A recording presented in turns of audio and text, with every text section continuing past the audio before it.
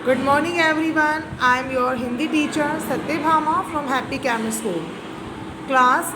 आज मैं आप सभी को लेसन 1 जो है वो रिकॉल करवाने जा रही हूँ, क्योंकि आप सभी बच्चों का मंडे को इसका टेस्ट होगा, भाषा और व्याकरण। देखिए भाषा क्या होती है बच्चों, मैं आपको चैप्टर थोड़ा समझाऊंगी, समरी के रूप में ब्रीफली आपको एक्सप्लेन करूँगी ताकि आप बच्चे से समझ सकें और उसको लर्न करें मंडे के टेस्ट के लिए।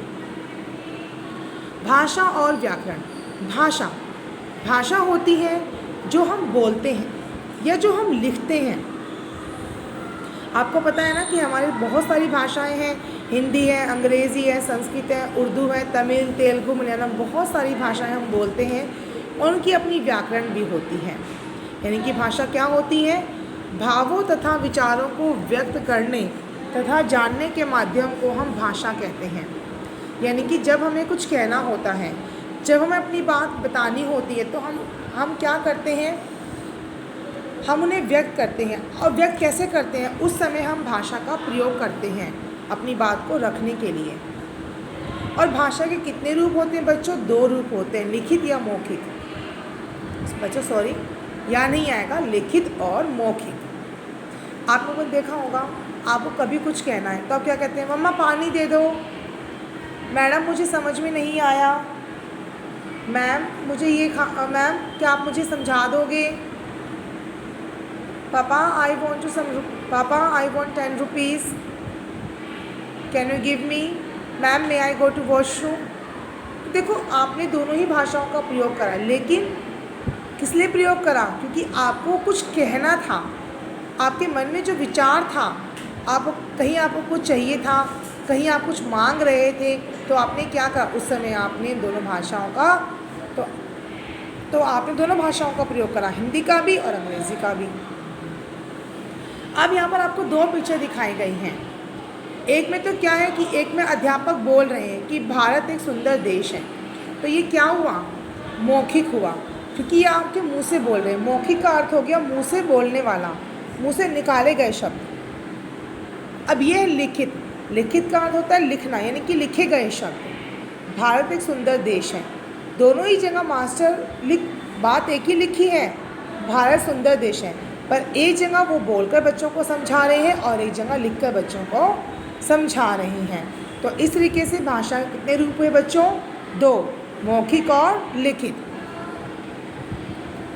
आप में समझ में आ गया कि मौखिक का अर्थ क्या होता है? भाषा को बोलकर समझाना, और लिखित भाषा को लिखकर बताना। अब आपको पता है कि भारत में अनेक भाषाएं जो है बोली जाती हैं। हिंदी हमारी राष्ट्रभाषा है और ये भारत में सबसे अधिक बोले जाने वाली भाषा है। देखो भारत में सबसे ज़्यादा हम हिंदी बोलते हैं, लेकिन आपको पता है विश्व में सबसे ज़्यादा चीनी भाषा बोली जाती है। सोचिए, ची चाँच वो जो करते हैं ना, वो सबसे ज़्यादा बोली जाती है। प्रतिवर्ष यानी कि हर साल 14 सितंबर को हम हिंदी दिवस के रूप में मनाया जाता है। आप सभी को याद है ना? इस बार तो आप बच्चों ने भी पार्टिसिपेट किया था हिंदी दिवस के ऊपर। कुछ बच्चों ने पोस्टर बनाए थे, कुछ ने कविता लिख के भेजी थी। कि 14 सितंबर को हम क्या मनाते हैं बच्चों?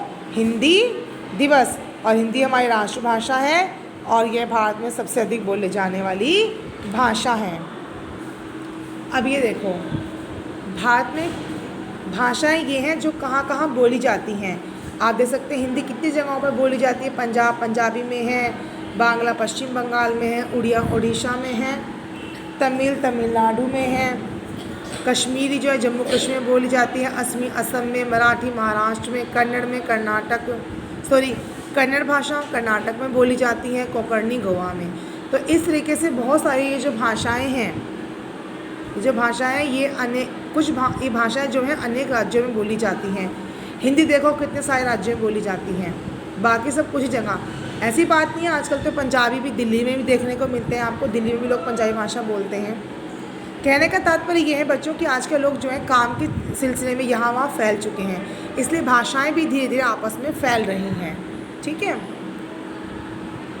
विश्व में सबसे अधिक बोले जाने वाली जो भाषा वो कौन सी है? चीनी है। मैंने क्या बताया था ना आपको भी, चीनी भाषा है।